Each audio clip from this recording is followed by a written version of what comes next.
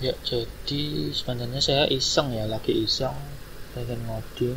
Rencananya mau buat ini, halaman Facebook ini, halaman dashboardnya aja, halaman depan, halaman home bisa dibilang. Ya, rencananya mau pakai Nuxt.js sama Tailwind. Nuxt-nya versi 2, Tailwind-nya versi 3. Kira-kira gimana nanti jadinya? Ya, kita lihat ya. Oke, rencana saya mau pakai Nuxt.js. Kita install dulu Nuxt.js-nya. Project name-nya bikin aja Matuk.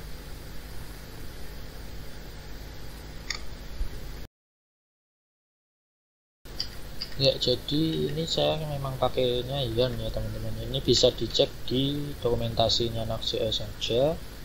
Nuxt versi 2.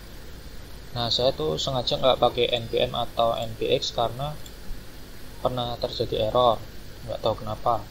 Makanya sekarang saya pakai Yarn. Nah, cara install Yarn ini ya mungkin di lain waktu akan saya jelaskan cara installnya. Cuman kalau misalnya teman-teman penasaran ya cek aja di Google, gampang kok installnya. Oke, jadi instalasi Nuxt.js ini buat yang nggak tahu Nuxt.js juga bisa belajar dulu mengenai web developer roadmap yang udah saya bahas di YouTube juga. Nah, pertama kita disuruh ngasih nama project atau nama folder. Nah, terus bahasa pemrogramannya JavaScript aja biar simple. Pakainya Yarn. Nah, ini menarik ya. Kenapa saya pakai Yarn? Itu karena kalau ada error itu Yarn itu lebih mudah dibaca. Kemudian Yarn itu pernah saya pakai npm untuk install beberapa library tertentu tapi gagal. Nah, pakai Yarn ini hampir tidak pernah gagal. Oke, untuk UI framework atau CSS framework kita mau pakai Tailwind.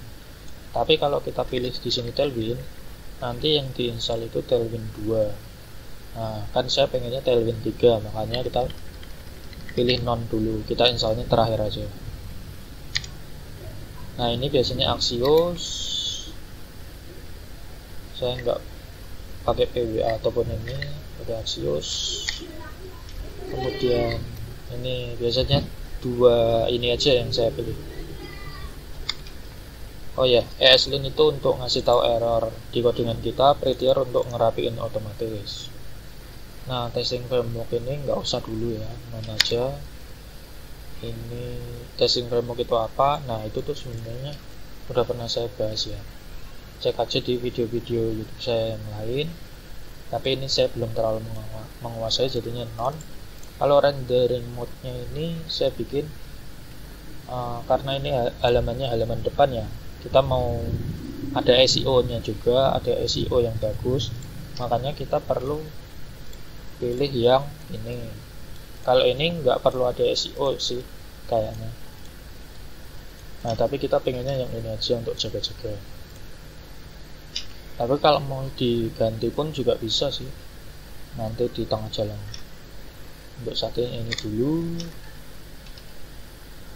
Ini biasanya saya bikinnya server karena ini kan website yang dinamis ya. Sedangkan kalau ini kan statis. Karena kita mau bikin website yang dinamis, makanya pilih yang pertama. Kemudian ini pilih yang JS config. Nggak, biasanya saya pilih yang ini, nggak tahu kalau yang lain itu untuk apa. Kemudian ini juga non karena nggak ada CI/CD. Apa itu CI/CD yang itu dulu, lain waktu kita bahas. Kemudian ini pakainya Git. Oke, itu dulu ya. Install Nuxt.js nya udah selesai. Kita pindah ke folder project kita. Terus kita jalanin project kita pakai Yarn dev. Kalau kamu pakai npm berarti npm run dev, kira-kira kayak gini. Ini dia udah jalan. Coba buka di browser. Nah, ini udah jalan. Oke.